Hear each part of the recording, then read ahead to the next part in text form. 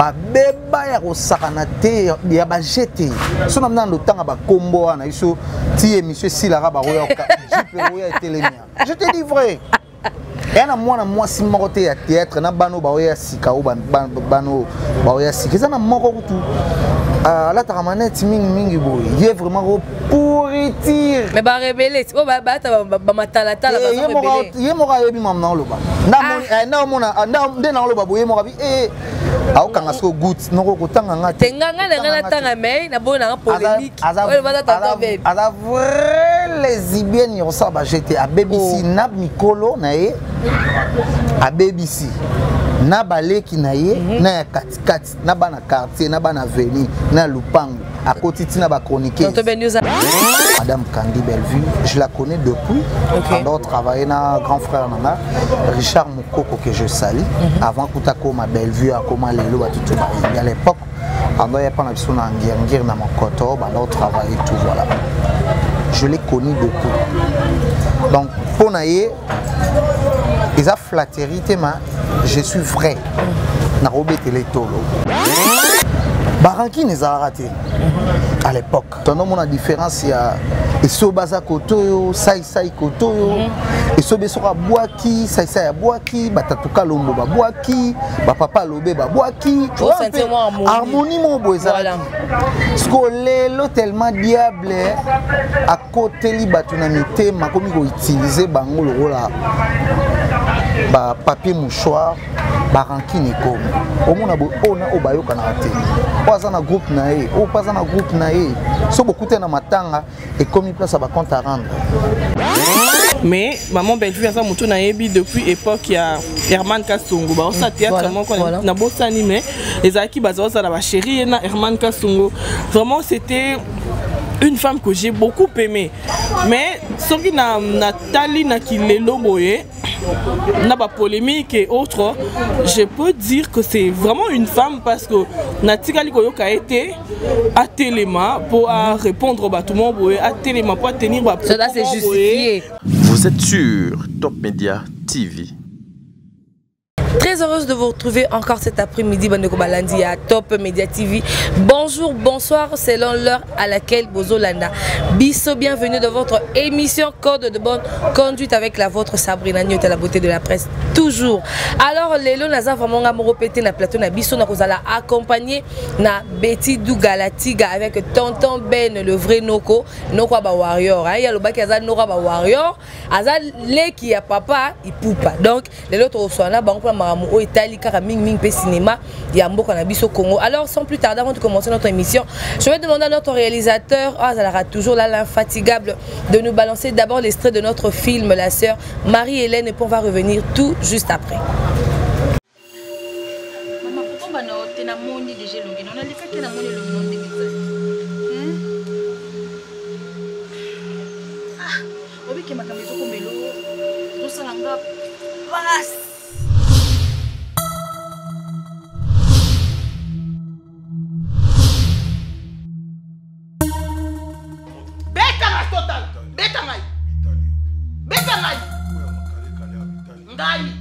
Ngayo kwa sama kale kale ngayo kaspe sama kale kale kwa sama soko le bimisa no le na kena bimisa no le na kena na ngala ko swate boye ko makenga na bomaka libala yo sala geste sala nga hisi bo bana kana kena mwana nga sala geste mais non attends ndinga zuko fana fana tikana ngai bo non tala mbana sa oganga chama kilelawa netimix c'est pas dans les affaires d'autrui ce n'est pas nos problèmes à nous maman basa na ndakuna bangu na basa na bangu kuna c'est vrai on peut compatir mais toi qui t'a donné cet ordre-là d'aller dire n'importe quoi? Non, comment? Est-ce que tu as dit que nous sommes déjà dans la Bible? Mais 10 000 ans, il faut tout lire là. Bellevue, Bando Kota, Tata na uto maman na yo nani sa yo pesa mo rota. Ngara mo pesa ko mo. Ya wonde puis ya nyonso débrouiller na lobi na monter débrouiller na mo wana. Est-ce que chaque jour na pesa ko ti? Papa on a partenaire. So ya ngati kana ndamu na voiture ne watambila na amera munino na pipe on a better rôle sur le temps to banola na matanga kufila ambosi papa c'est vous êtes balangati tu au monde yo na vie na yo ko omoni yo na option na so sapi on a la chose. D'accord, ceci mité, on soit c'est comment il y a donc il y a danger. C'est toi l'homme. Dès qu'on a une sonne, on peut chiffler yo. Pour nous on a oignon ça. Sur bon moi je suis bien éduqué. Je suis pas comme toi. Moi sinon ma toi mangongi mutu makasi. Tu vois lobi alingi yo na baté. Alingi ça ka yo moko au fait na ndaku no. Pour ce quoi ba bilamba il faut ya kakao. Eh belle vie, yo kaka pété, moi ça sera mutu makasi boité. Si ko ozo se plaindre kaka. Donc makambo ndaku, si on ba la bête au banjo ko yebisa ko batu nyonso, to yebisa bango ndenge ni vie ezolika, eza bien. C'est une famille spirituelle, c'est une famille chrétienne. Et c'est pas été boire au sala babuso banabino. Beaucoup sont mukilité bon mais on a quatre églises. Beaucoup esprits à ma toloté bon on a quatre églises. Il y a le coup là ça fait étranger. Comme preuve, pas preuve. Nous connaissons culte comment on repasser Bilamba à Papa Église. Mais nous comprenons peut-être vendredi. Nous en avons culte au samedi là pour nous noter mon frère. On repasse à Bilamba. Eh mon frère.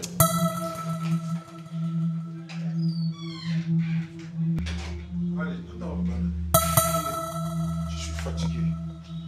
Pourquoi tu as l'air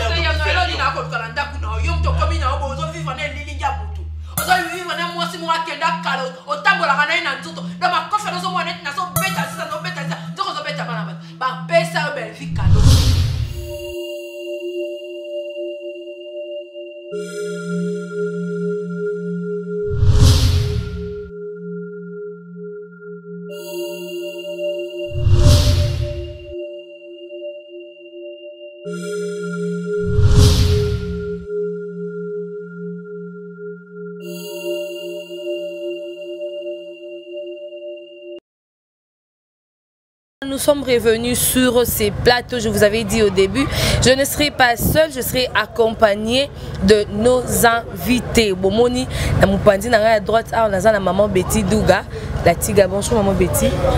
Bonjour Sabrina. Bonjour tonton Ben. Bonjour, merci. La moni lelo, bah sourire, bah ça sent bon. Bah bonne humeur car. Bah bonne humeur à week-end. Bonjour tonton Ben. Bonjour Nyota. Tonton Ben, l'autre un bio lissous pour la deuxième fois. La plateau Nabiso et à Top Media TV. Ça m'a fait plaisir. Il y a dans Batloa, nous au bordir to. Non, ça m'a fait plaisir. Okay. Et puis la chaîne Nabino, des opportunités pour moi ça me va. Merci pour l'internaute qui a Top Media, voilà. Voilà. Lelo tozo lobela likambo o Italie basi. Tozo lobela basi ya lelo na ba maman na biso ya kala. Comment nos mamans s'est comportées dans le passé et comment le fille d'aujourd'hui se comporte na présent. Ya on moni naza na droite nanga na maman Betty, na gauche nanga na Noko Ben parce que avec eux, je suis tellement entourée de très bonnes personnes. Je suis entourée de personnes intelligentes. Je suis entouré de personnes qui ont des têtes bien faites. Naïb Sabino, vous allez vraiment scotcher parce que ça et bien et ça a peut te continuer en tina suka. Bon on a kobana na maman comme tolo la maman na obano na maman o za mupandi nanga awa na yene pela to kobanda maman Betty tozo le belo maman maman ya kala na maman ya lelo. Comment est-ce que nos mamans dans le passé se comportaient et comment se comporte le fille d'aujourd'hui. Avant yako kota pena na muzindo pena mingi sujet na biso okoyebisa biso na mwa mokuse ba maman na biso ya kala lolenge wana bazalaka ezalaka malamu to ezalaka mabe lolenge malako se comporter. Merci Sabrina. Maman Kala, maman Elo, il y a une très grande différence. On a l'impression qu'on a Kala, et ça qui ba maman na Elo boé et comment on sous. Mais tu sais on a bien en caraba maman. La femme ancienne, c'est la femme qui écoutait. La femme ancienne, c'est la femme c'était la femme qui réfléchissait. C'était la femme qui était inférieure na oaza mukolo to oabengami mobile. C'est très différent de la femme d'aujourd'hui. La femme d'aujourd'hui, ba benga biso ba mayokapa. débattre le combo là mayoka pas la femme d'aujourd'hui a tendance à oublier même maman na biso kala ba meki ko pesa biso, mais la femme d'aujourd'hui a besoin d'éducation, il y a ba parenté a le côté éducation na balabala. C'est très malheureux. La femme d'aujourd'hui, moi si a tout est la toloté, moi si a ça la fierté, il y a kibo moi si a kibo mamate. Je suis aussi une femme, je suis la femme d'aujourd'hui, mais je suis vraiment contre ce que nous vivons. Et à l'okola na on a ba coach, hein? Je ne suis pas contre ba coach, on a ba ça quand même ba conseil ya bien. Ba coach ya lelo baza ba jeune célibataire o azo pesa ba maman azo coacher ba maman sur les mariages. Mutumo boye mo libala na ekomi la été. Mais a ça à balater a ça ba jeune fille ba azo coacher bango sur les mariages. Ba coach ya lelo bazo coacher biso que ceux qui mobali a bengi 2-3 jours, il faut que benga été tout ça et tout. Coach ya lelo azo bisa biso même que une fois que tu sais que mobali non a trompé yo, il faut oboyaye pour kende ko luka mobali mususu. Mais nos mamans de l'ancien temps, toyebi ke ba maman na biso bazala ki akuva nana avant d'aka na libana nae Sabrina ta mobali a triché. Maman ngana na musika kutute ba erreur c'est à grande sœur na nga fani sa biso bete la biso lisolo bi ye mobali na bana ko ya muta oti ko bota mwana mobali azo ya na basi moi c'est libanda ba ye na mobali atali ona bébé a sekio abizala ka wana bokola rabana mobali ya lati bilamba mobali ya lati bilamba moi suis auti libanda ye azui mobali na ye babimi Sabrina. Hein? Moi si pena zui mobile na yo mobile ayena mobile no mobile a changé bilamba ba kei batiki yo na ndako na bébé, mais l'ancienne femme azalaki ko vanda surtout ça ça banda ko bota na libala na ye azotala ke bana nanga lelo so na tiki ndako na kei bano ba osuka ndenge nini bano ba kozala ndenge nini. La femme de l'ancien temps, c'était la femme soumise. Mobile alors ça la mabe. Ozomona ke ba papa so ta ba ça mabe moi ba ki ma ba maman ezali parce que alors ça la mabe mozomona ndeni muto na ça le mabe hein à servir là à répondre là impolimenté à ça le lo monto ezaki koko ba essayer. Mais moi si à lelo boy mobile alors ça mabe il peut-être en zone ça mabe en mobile mobile les okufa mais kene non parce que la femme d'aujourd'hui se compare à l'homme. La femme d'aujourd'hui est tellement différente de la femme d'hier. Et la femme d'aujourd'hui ne fait pas la fierté de nos mamans de l'ancien temps. En tout cas, sur retourner la différence, on a réponse sur la différence entre maman et maman et biso. Il fallait au moins tout me refléter bango parce que maman et biso bazala qui bien. La femme d'aujourd'hui expose son corps. Moi c'est les lois ça na pudeur té. Moi c'est les lois là toza na TikTok mikolo et ça na ba écurie bazo swana. Ba écurie moromi balé bazo swana so ba bandi ben là combo na deux écuries. So bazo swana zo sentir bazo se lancer ba bêtise pudeur et zaté. La femme d'aujourd'hui a la pudeur et là télé na habité jeunesse na biso à Kinshasa na habité na yango se charge na marama ministère de jeunesse kakato.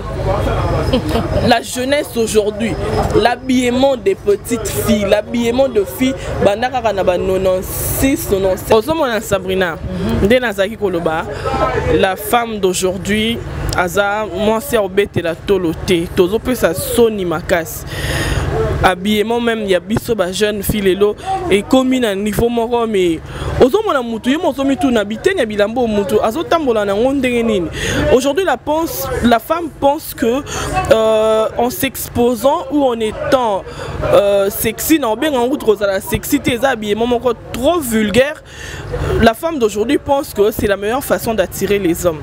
Or même si les hommes viennent vers toi mutu au sérieux azate ba la na ba biloko yo la il vient, il t'utilise et puis ils s'en vont. Si les hommes ont relation à bino ne au sérieux, c'est que bino ne boza ba moins sérieux, boza ba taba genre moko, bo vandi siko bo comme si relation à sérieux, voilà.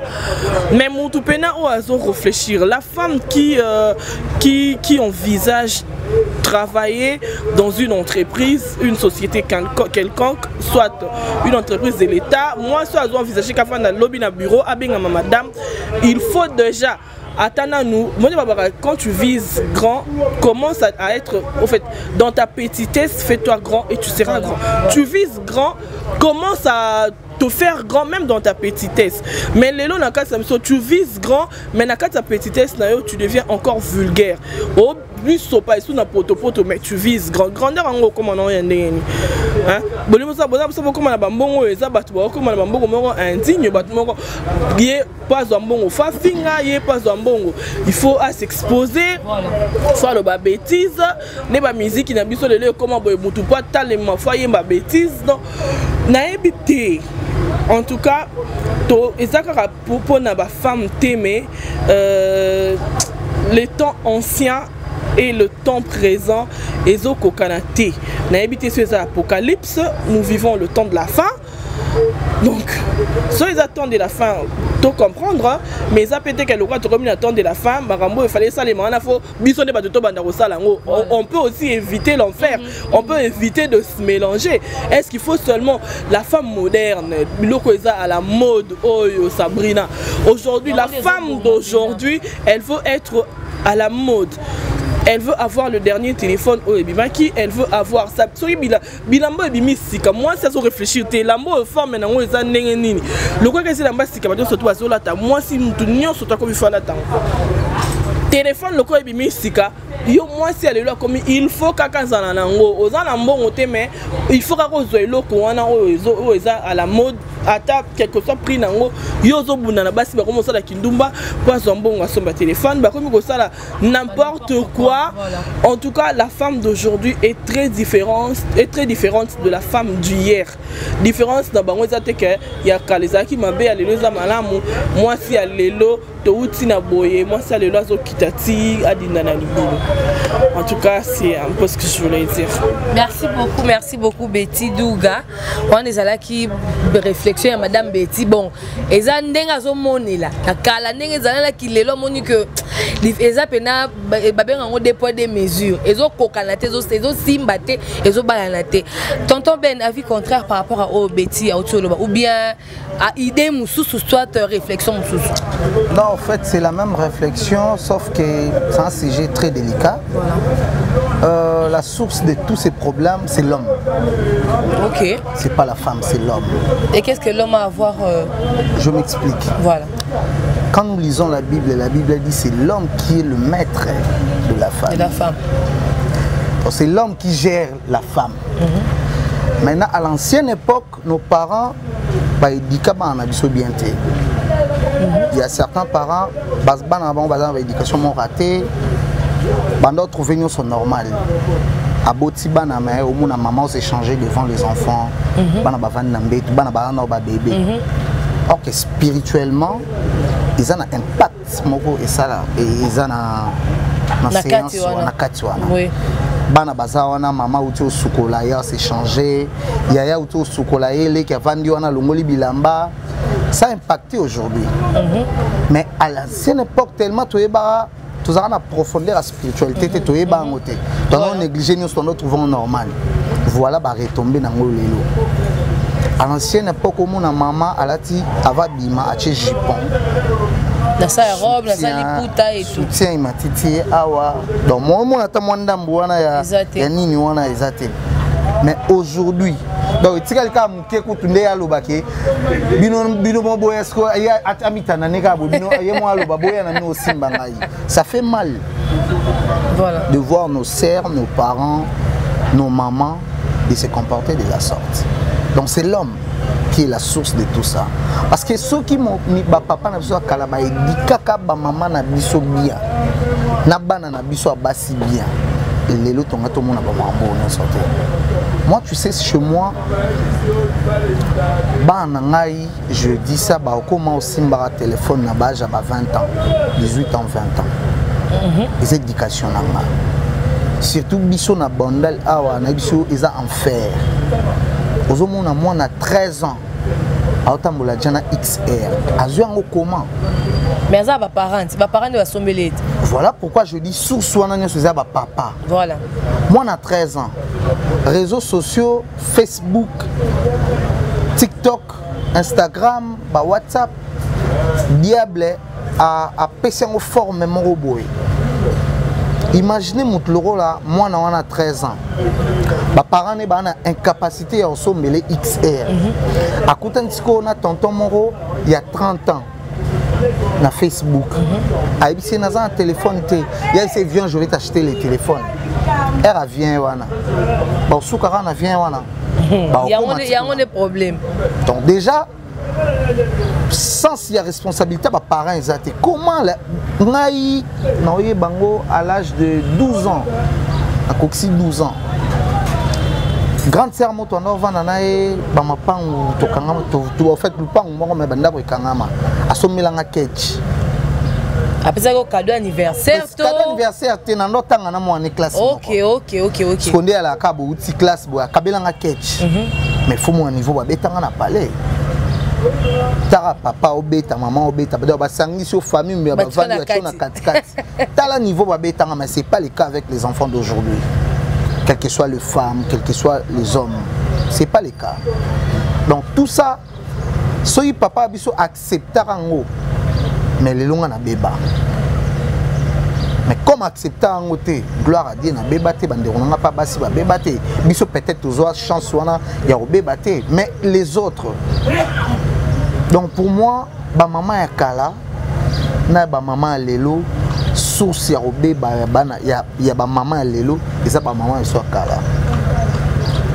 Ok. Spirituellement non, ba banda on s'est changé devant bana bango. Et impacté génération. Voilà. En fait, nudité d'abord, comment on a nudité à moutou, c'est pas propre. Même les filles, même les garçons, comment moutako uta soukoli mais yo moi souvent ya notande on a olata. Tu cherches à voir quoi? À découvrir quoi? Ça a impacté aujourd'hui. On a vu sur baby, Kindoumbe commis, on a vu ce comme droit Maï, à Outrement ou Kolobaroute. Donc c'est l'homme. Quand je parle de l'homme, je vois nos papas, je vois nos artistes et musiciens. Bango Baba leader d'opinion, mais baby c'est génération. Génération et baby. À l'époque, tout ça, na ba chaîne mi balai, si je ne me trompe pas. RT Zahir na antenne A. Mais aujourd'hui, la chaîne est comme belé. Plus de 200 chaînes sur TNT. Christian Bossembe, c'est ça qui fait quoi? Imaginez le roi Bana Moro Baole quand na internet boé. Sur Bamayoka, pas na ba canasi. Bakana sucre, voilà. Est-ce que Christian Bossembe Christian Bossembe qui est chargé à ses sacs.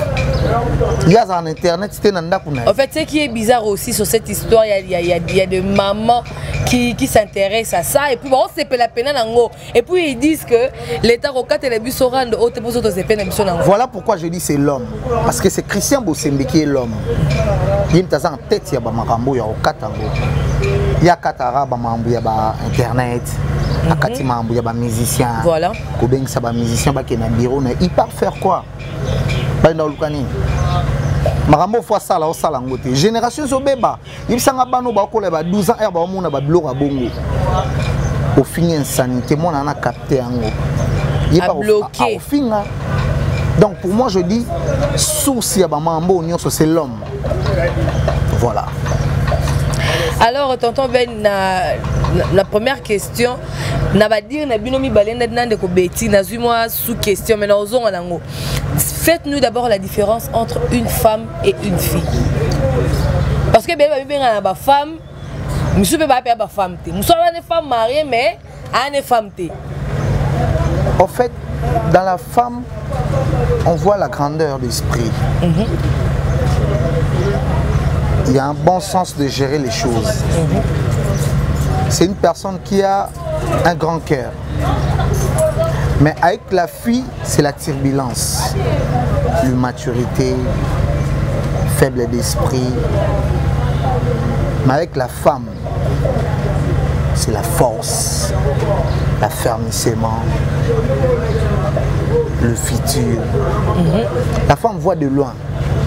Mais il y a aussi des femmes mariées, mais... Non, moi je parle pas en termes de femmes mariées. Bon, je parle de la femme. Le fait que, PCLMBO, comme ils disent, ils se disent que je suis femme. Sabrina, être une femme mariée ne te distingue pas que tu es une grande femme. tu as un grand esprit, non. Parce que ma femme mariée, belé, ma jeune, bango.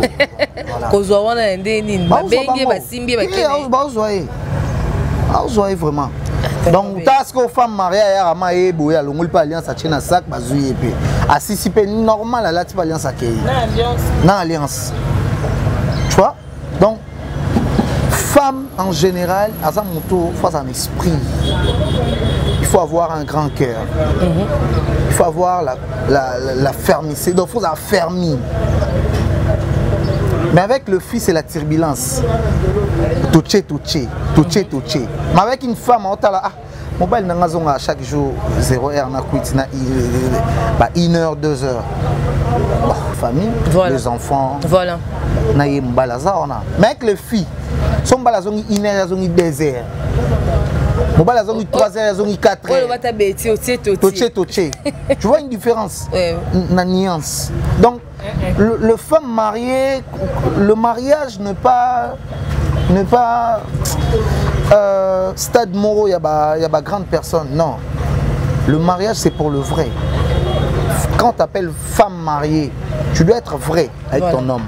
Mais quand tu n'es pas vrai, imaginez femme mariée dans Facebook, c'est un méga. Exactement, mais comment hein? Femme mariée dans Facebook, c'est un méga. Femme mariée, on peut se voir. Je vais te voir quand? Femme mariée. Mais elle n'est pas vraie avec son homme. Elle n'est pas vraie.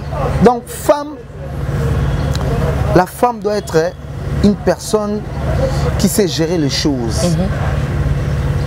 Mais avec le fils, c'est pas comme ça. Donc, la différence, c'est ça. Voilà, comme nous parlons de femmes, nous avons la Bassia Kana, Bassia Kilelo, to côté si on a toujours moins angle, il y a monde de cinéma parce que mingi barwa côté on est toujours moi bien pénate et zo les camis n'anga ba fille. Est-ce que lelo la monde pénate cinéma et Kilelo? Est-ce que ils appellent ba fille cinéma ba côté qui peut tout la bango tolo genre fille au pénate na monde raé que ça soit na TV que ça soit na virtuel boye aza pénate mutumoro boye c'est vraiment une grande femme aza pénate mutumoro tokoki ko kanisa un jour faire de grandes choses avec elle. Voilà, Nakilelo bien Nakikala. Nakilelo, on va toujours Nakikala. En fait, Nakilelo, c'est pas parce que dans le canal Top Média, pendant le de la Mambia, Madame Candy Bellevue, je la connais depuis. Pendant travailler dans grand frère Nana, Richard Moukoko que je salue. Avant Koutako, ma Bellevue, à comment Lelo, à tout à l'époque, pendant il y a pas d'habitude en guerre dans mon coteau, pendant travailler tout voilà. Je l'ai connu depuis. Donc, pour Naye, ils ont flatterie, je suis vrai. Parce que je la connais mieux que certaines personnes. Naye habité, l'élo peut-être a changé ou a changé. Mais depuis Naye baye. Avec le fil d'aujourd'hui, je ne suis pas sûr ceux qui dans le monde du cinéma. Dans le monde du cinéma. Dans le monde du théâtre. Théâtre, dans le monde si vous avez 5 personnes, à part Madame Candy, et si vous avez 3, vous allez bien. Tu as tangelo. C'est véridique. Bon,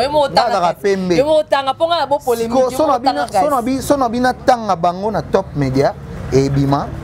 Batangi Batoana et créer les bango moi ba Théo et que ça créer problème teza que tozo lo balikam bango nyonso ba koma ba lesbienne bango nyonso ba baby sabana batu ya mike ba jeune garçon hormis Madame Bellevue Kondi. Oui, hormis Madame Bellevue parce que il faut ma précision ça depuis na yeba ye non na mona na yoka na ba jewana te na mona été parce que na yeba ye avant kuta koma Madame Candy Bellevue les batuto ba comment respecter voilà. Donc ba beba ya kosakana te ya ba jeté so na mnando tanga ba kombo wana iso ti émission silara ba roya jipe roya télémia je te dis vrai et na moi si moko te ya théâtre na bano ba roya sika o bano ba roya sika ça na moko kutu la taramanette mingi boy il est vraiment pourritir mais ba révéler o ba matala tala ba révéler ye moko yebi mamna loba na mona nde na loba boye moko bi aokanga so good noko kotanga ngate tenganga na tanga mais na bona polémique aza vrai lesbienne yosa ba j'étais à BBC na mikolo na ye à BBC na baleki na ye na ya katikati na bana quartier na bana avenue na lupango à côté tina ba chroniquer je te dis vrai yé mon tia vandi on a cha goût tanga kombo na ngate je te dis vrai ça fait mal de voir aujourd'hui au monde à moi ce qui toque ça bien mal lesbienne ça fait mal surtout dans le cinéma na biso oh non c'est pas po bango ne baza le quoi baza bakitala tala baza ba éducateur de masse il faut ba mema biso pona bango comment il faut amiteli ça atie ba tatouage bon mon moi si yango bande on nga poto avant boya robala bande on a biso à théâtre kin conseil na opesa bino bosala checking nde ba papa mso bando ça on a bon marché tête no be te na bon marché te ba bande on nga mibali ba papa mso bando ça checking batini mut na veni na quartier bazui ba information nde ya bali mwasi mais lele ko momo na no mo awuti poto ayebo abali papa zo bala muninga no mobali Robala muninga no mobali je connais beaucoup ça fait mal au moins moi ce qui toko mais lesbienne au moins ce qu'on ne no boire na poto bazaka na ye mais moi funda pe ya te po bande na biso na so fundi pa beti lisolo to bande on nga poto bo sala ke ba bande on biso théâtre ya basi ba pola ba robeba donc moi ça ko tchana ndaku na ibité faut ça bien nzambe sur 100% ba roza ta moi 50 ata moi la moitié ko za la la ata 10% ko exact tonton ata 10 je tala ngana outil avant na ya na outil dans monde de cinéma OK oui puis pour la visibilité pour deux fois moi j'aime pas la visibilité ouais c'est des fois na le na monde tout bazwa nganga na zwa bango de bozwa na ka te ngaba ozwa nga kuna yo pozui ya monde des fois ngaba zwinga makambo bachenga semence na spiritualité za rachema ouais nga babimi nanga batiki semence nga na ke kuna na bimi na zui o kuna au transmettre et pas nanga nga na ke sou bazui nga na pesi kuna donc déjà un homme so bazui yo na sima baibio ora baibio na ki mobali ok donc ce que voilà pourquoi nga benga vrai neuronal so bato belé wana nyonso zo mona wana na spiritualité baza déjà ba am na bango c'est tekama pour na ba blo amokili ba téléphone visibilité il faut chaîne bana il faut et comment kutu na ba tournage na bango ya ba film na bango pour aller qui so il faut leader azoyo oh je dis vrai et ça peut ba groupe bongo ah peut-être ça na ba groupe bongo te ezali ça existe même na lo ba voilà tonton Bendo doit prendre parce que bon peut-être j'étais ignorante même na lo ba yo Dieu merci ndomba c'est ayebi merlani wa ayebi bango bazara tozarana bango tout autour ya bata milliard théâtre et belé na ebisio pour a tourner kana film na yo fozo yo mais moi na moi si oh et belé bazara robeba surtout dans soma nzamba bio que c'est bon na un appareil à check-in so daba zoyo voilà OK lui fait le direct et si on a ba chroniqueuse na ba batate bambo na ba ngapé moi je te connais bien OK je te connais très bien tonton Ben les témoignages ça va bien quand même je peux faire ça voilà merci tonton Ben nga au moins témoignage c'est bien ouais y a bien et belé na biso bon on a zongi madame Betty en tout cas tonton Ben ce que j'aime chez lui c'est parce que moi vérité il y a bazar moulanga pemba lo ba mimi moi vérité bon vérité on est allé cahier nga na côté la pensée na été rappel la PCP idée le itali karaye dans son ngina ndeko na biso Betty par rapport à monoko ben na otu koloba to ben ngo mondial to ben ngo eza comment on dit mondialisation des commissions à niveau wana to eza parce que qu'il est local mingi maman cinéma pena tozana wana basi ya maboke comme on les appelle Kilelo et puis temps de la fin ils savent vraiment Kilelo n'attend de la fin de Sabrina c'est vraiment regrettable hein?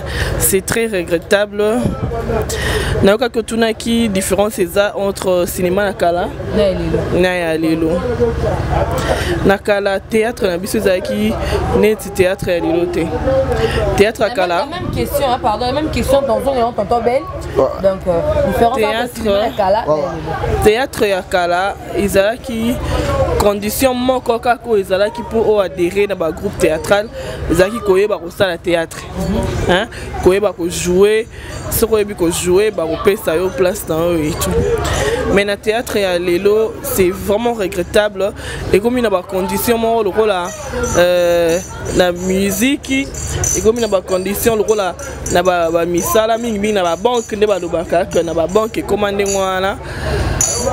Bref, les arabes pour le théâtre, les arabes qui les lots, tonton Bendenga, qui les lots et comme c'est vraiment le temps de la fin. Le monde des autres qui ont s'écouler.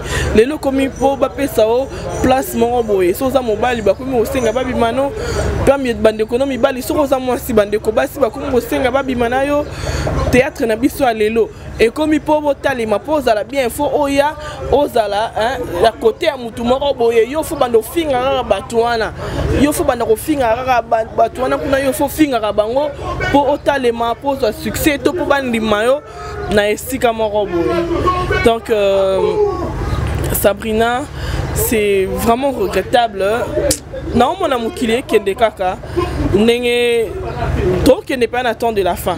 Trop bien attend et ça mon qui est comme une encore coufa. Oh, mon qui l'ango y est soit zone en engara pour si les gens ont lui soufflé. Si n'a pas Sabrina Nyota, n'a mon yézati. Merci beaucoup Betty Douga. La même question j'avais dit ton Nokoben. Différence entre cinéma et Kala et cinéma et Lilo. En fait, Kala ton nobe ba nobe ngango maboke. Maboke ando salama na RTNC ba maman ngebi na ba boboto ça moi. Ouais. Les temps développent, ils ont changé. On a amélioré. À l'époque, la série Mon Antenne A, le journal des rigolos. On est là, Calabiso à Toroé. Le journal des rigolos, là en Antenne A, sans souci.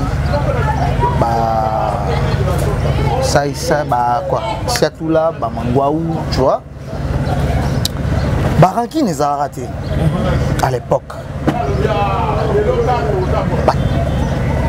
Tu as la différence, il y a Esobaza Kotoyo, Saïsaï Kotoyo, Esobesora Boaki, Saïsaï Boaki, Batatuka Lombo Boaki, Papa Lobé Boaki. Tu vois, harmonie mon beau. Parce que l'eau tellement diable à côté de Batunamité, ma comme il utiliser bango le rôle ba papier mouchoir baranki ni comme au monde ona obayo kanate pas na groupe nae ou pas na groupe nae so beaucoup na matanga et comme il place à ba compte à rendre to benga ngo cinéma to benga ngo monde à part pour na cinéma to monde amour na harmonie na art na kati c'est l'harmonie l'amour donc les lopena harmonie on est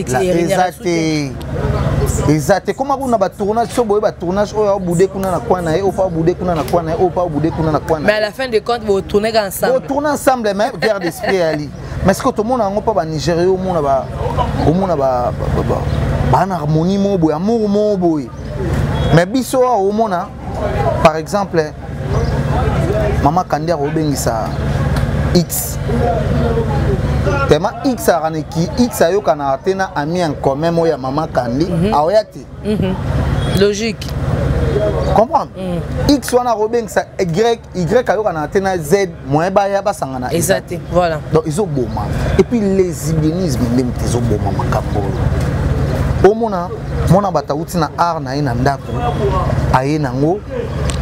Quand on a un cas sur le cambouya de lobby, sur X a bien si Y a koyate pour bayoka na raté na batukingan.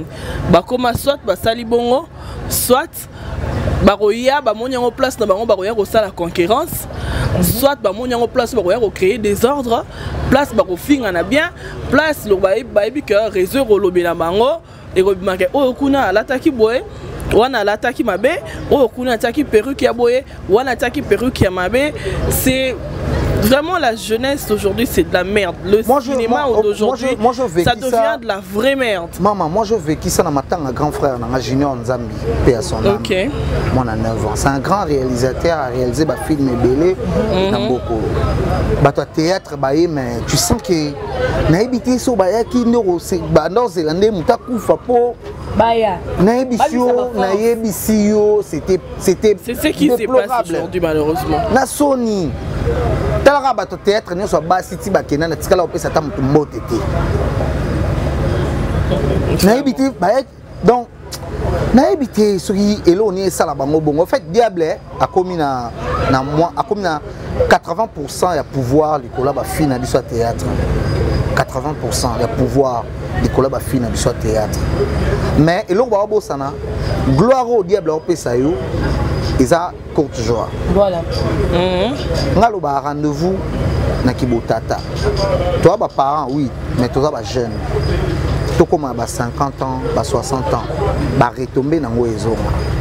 Au mona ki yango mona ba actrice ebelé sur Bali, au mona Bali un mois, deuxième mois ou troisième mois, ba boki vidéo na bêtise. Retomber zonga. Imaginer. Voilà. Faut imaginer na mona ki a maman c'est comme mukolo. Hein? Parce qu'à mi-temps, vous savez bien, maman qui ndumba tatouage dans un maman tatouage c'est longi. Au commissaire maman tu es dans le soixantaine. Et longi fané. Au commissaire au sambe là mes photos bimi maman à soixantaine. Les azolu que longi nzambe mais tatouage voilà. To boy te nzamba qui paraba tout nzamba yamba wa. Ce moment ni sur place hein? Baba qui passer rattrapera moto. Non. Non. Il y en a une soixantaine d'âge. Et puis l'église, on a des tatouages, c'est des longuis. Rectifiez nos places sur le binzamba yambara à qui parle. Non, Dieu c'est un Dieu de l'ordre. Non, ça je ne rectifie pas. Nzamba yambara batunyo. Nzamba lobi, pour n'avoir pas nzamba dans la condition T. Venez à moi tel que vous êtes. Venez à moi tel que vous êtes. C'est maintenant en Jésus que Moutou. Hein? Non. La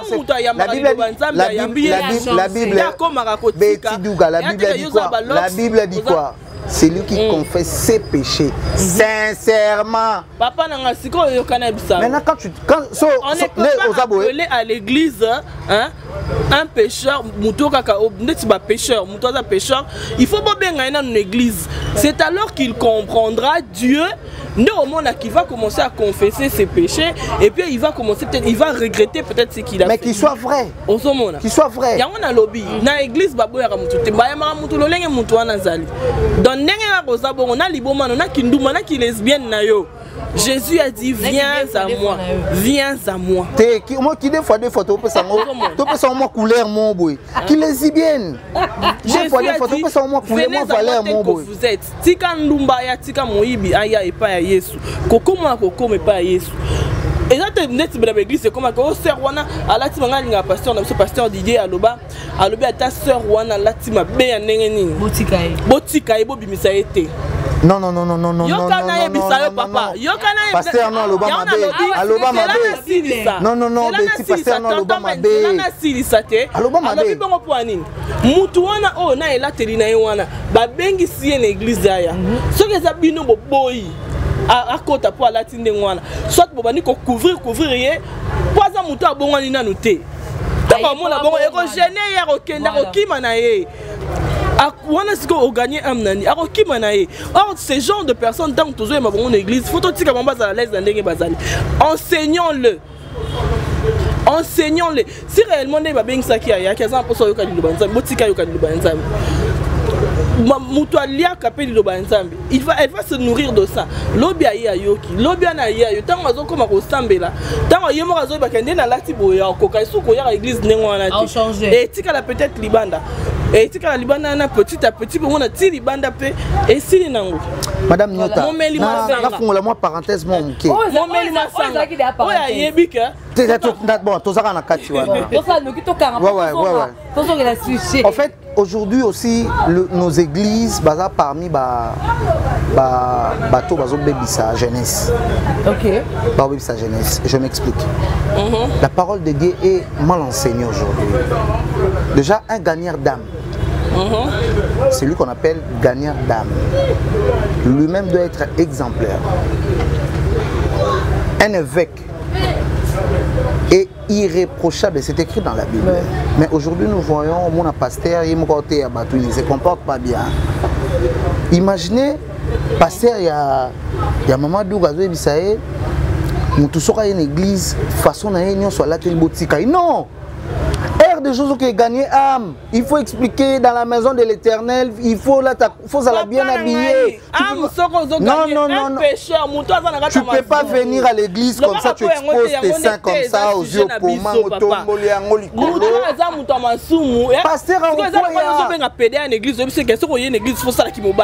non, pas ça. Il y a une différence. On est tous dans ça. C'est une église. Une église na biso faut ça la kiki mobile. Tika na kipede bongo. Arolia liluba nzambe nde akobonga. Maman Sabrina, avec tout le respect, non sengayo a une mission mususu. Prochainement Lucas Sigeo. D'accord. Wana tozu bonne note. Va Bible oya to chia. To tape na Bible awa, to bandi ko décortiquer. Tozo ngeli sujet na ki pas tonton Ben. Question za ki min sus poto koti na. Bibli e koti na mutula bi semble chance internet. Donc me koti toza na tozo ngama beti toza. Na za ki pas tonton Ben. Je disais ceci. To bandi ko peut cette différence, il y a théâtre et kala, na théâtre et lelo. Et j'ai reposé la question pendant que vous parlez dans le lobby. Et ça problème il y a mondialisation.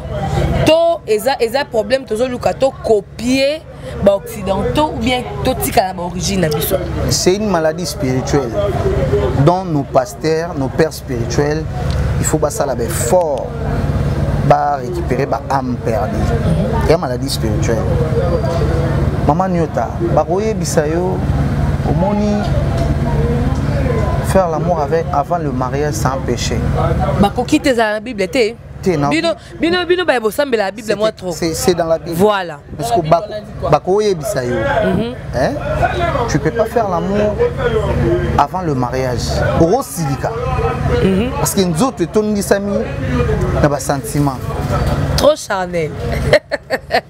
Et tondi sami na bo pit.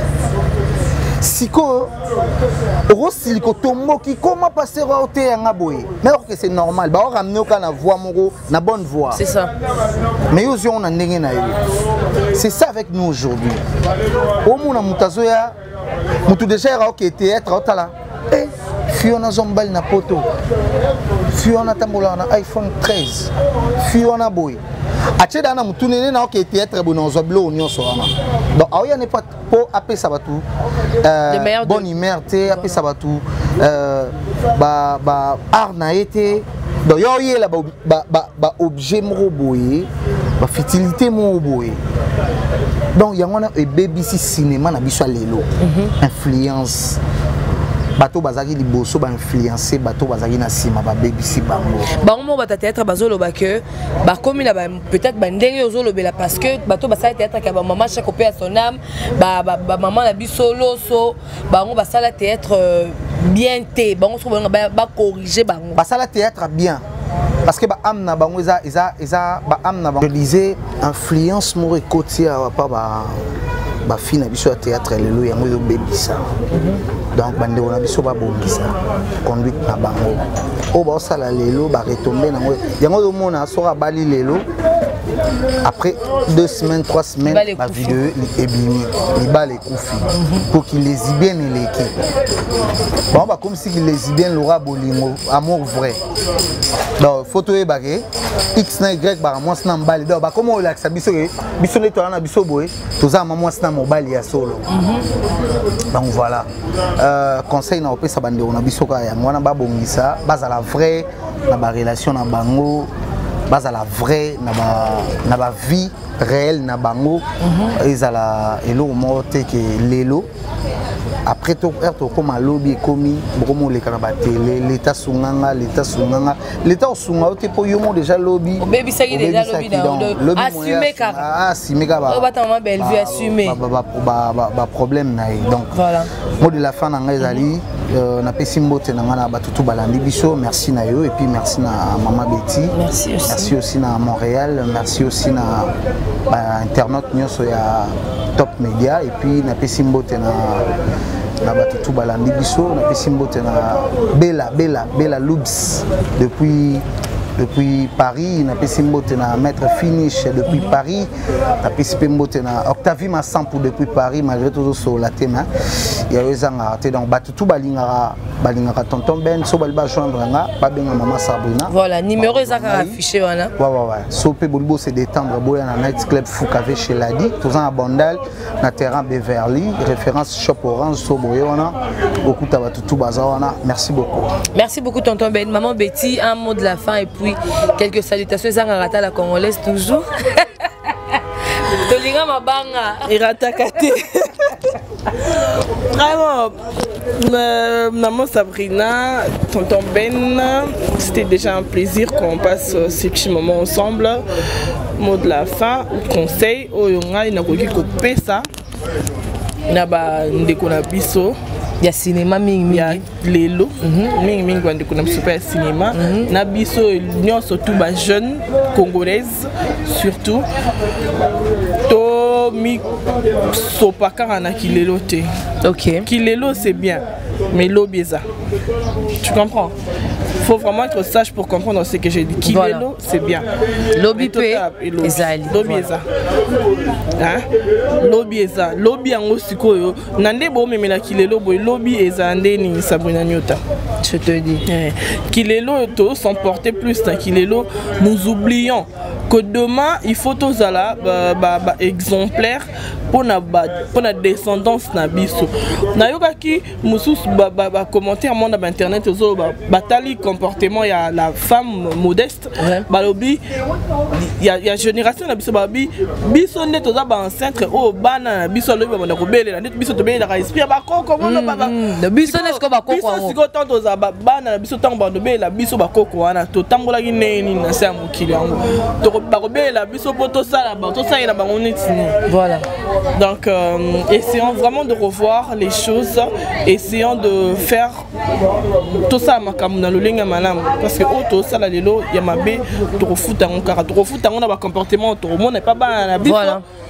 Bota ka bino ba comportement to za nango so bana biso ba se comporter net biso est-ce qu'on sera fier de to Sabrina Nyota. Donc voilà, une dernière question. Hein. Une dernière question. Comme aujourd'hui on a parlé de femmes. Femmes yakala, femmes yalelo, femmes akilelo. Parmi les femmes, il y a Maboke Tobe Bongo. Parmi les nyonso, pour tonton déjà répondre à la question.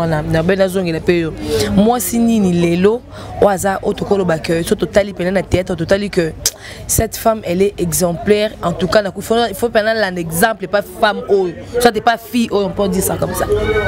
Parmi les unions, c'est pas un théâtre. Bah, oh, elle est là, oh, yo, yo, biwana. Donc, il faut attendre un combo. Bien sûr. Sabrina. Tonton Ben, tonton Ben réponse à ça lobby. Il y a parmi les femmes, il y a côté à part, il y a la tolo, lelo, et ça maman Bellevue Kandi. C'est une femme exemplaire, ayebi depuis avant que tu comme oaza lelo, aza moi simoro oyo, akova n'a pas quand mis habité yete, Bellevue te pena mutu mususu yete. Bon, surtout que na maman Bellevue. On a ébié personnellement, mais on a ébié depuis le tournage na Herman. On a évité si photo qui photo si maman Bellevue. Oui. Maman Bellevue et ça muto na côtoyé personnellement. Moi, je n'ai pas ça propos, le coup de tonton Ben Isate, mais maman Bellevue a ça depuis l'époque il y a Herman Kasongo. Ça théâtre vraiment na beau animé. Les acquis basés sur la chérie na Herman Kasongo. Vraiment c'était une femme que j'ai beaucoup aimée. Mais ce qui n'a tali na kilelo boye. N'a pas polémique et autres, je peux dire que c'est vraiment une femme parce que Natikali Koyoka a été à Téléma pour répondre au bâtiment, à Téléma pour tenir cela c'est justifié. Bien à part bato kaka nde ezalaka oyo aye koloba na place ya moto aye koloba na place ya moto oyo mais nga na kosenga na mama belle vie wana eza conseil conseil bana mwana azopesa na kosenga na mama belle vie bato oyo nyonso tu bayaka mpo bafingelela ye bato lokola yo moko tu n'es pas dans ça vous n'êtes pas excusez-moi je dois vous voyez parce que vous êtes une grande dame bato nyonso tu balekaka babanda kofingela bato parce que vous-même vous n'êtes pas dans ça. Mais quand on a un bateau, on a un bateau stoppé. Comme ça, tout le bateau va attaquer. Tout ce qu'on dirait, le barabango moro. Au moins, il y a un bessie, on a le bateau quand il y a moro, ramener si la moro. Au moins, on a que la route, on a kimia. En tout cas, c'est une femme que j'aime beaucoup. Son calme, son silence, son caractère. Naïbité, son a développé caractère, mais je l'apprécie vraiment, j'apprécie son caractère. Surtout plus ses réactions vis-à-vis il y a des insultes vis-à-vis il y a des problèmes où ils ont qui tapent non mon numéro moto membre or comme ya ta na chevité à télémis quoi bandio gang azo finga tout etc Sabrina mais aux homona ba tu peux encore bazar on appelle leader na ngene mais mutu mo aye bena télémis pe bota caméra pe ça tout ça mais aux homona ko même dans ses tournages même dans ses réactions son charisme, en fait, son charisme, c'est ce que j'aime. Elle est calme, elle est. Donc, conseil, car on a appelé ça. Les femmes essayer de revoir les choses. Merci Mingi, Dengue Bobanda qui n'a pas beaucoup de choses à souka n'a pas si mboté. Ah, tous en abondance. Voilà, jamais rata. Mokonzi abondal, Alain Ingila, Mbata, n'a pas si mboté, Sika Zouami, n'a pas si mboté, la maman n'a Rachel, Bolemba, grande sœur n'a Analimbo, n'a pas si mboté. Batu nyonso to ba yebinga batu nyonso to yo to sola kana bango Sabrina nyota yo yebi sao. Voilà quoi. Merci beaucoup Betty Douga. Mais un grand merci à tout le monde parce que vous étiez vraiment nombreux du début à la fin. L'autre le belé qui m'a empené à ma femme, l'autre même m'a bassi pena en gros hein, en long et en large. On a vraiment eu le temps de parler avec tonton Ben et puis avec maman Betty, madame Betty Boyoki et puis hein, moi mon carnet Zalara na cadre ya maman cinéma n'engetali to kota ki pena ngam ngo bino mo boki ba réaction, boki ba préférence à mutu na mutu parce qu'on peut to ko forcer mutu ali Moutouté. Donc, si vous avez un lingara, tu reforces le longo qui est na KO. Non. Un grand merci à vous tous. Un grand merci à maman Bellevue Candy. À chaque fois quand j'ai pas le maman Bellevue Candy, nous avons un film, la sœur Marie-Hélène. Dans ce film, les avons 4e épisode. Le 4e épisode, il y a ce film, la biso Marie-Hélène. Vous pouvez consulter quand la biso, soit vous pouvez consulter chaîne, il y a maman Bellevue TV. Boromona, film la biso, la sœur Marie-Hélène. Un grand merci à la grande équipe technique et émission de l'Egyptien Montréal. Azara, TT, tout travaux. Donc il est là à chaque fois. Azara tellement disponible que vous ne pouvez jamais imaginer. Donc un grand merci à toi, un grand merci à Tadingala, un grand merci à la grande famille Libota. Famille Libota Mobimba, Bozara à la Congo, Boza par-ci par-là, Bolandara Biso, Bolingara, émission de Biso, bonne conduite, Bolingara, Ngaï, Sabunani, Bolingara, Maman Bellevue. Un grand merci à vous tous, un grand merci en tout cas. Je vous donne rendez-vous la semaine prochaine parce qu'aujourd'hui nous sommes vendredi et là déjà week-end. À le week-end, il faut profiter. Le but gorge c'est déserté, déserté. Aujourd'hui, à ce moment, 100 francs, nous sommes tellement citrés et on rafraîchit mon bongo. Quand on est à un rythme, on va congolais, on va quinoa et qu'on a un bon comme ça vous tous. Je vous laisse entrer de très bonnes mains et surtout restez bien dans vos maisons. Au revoir.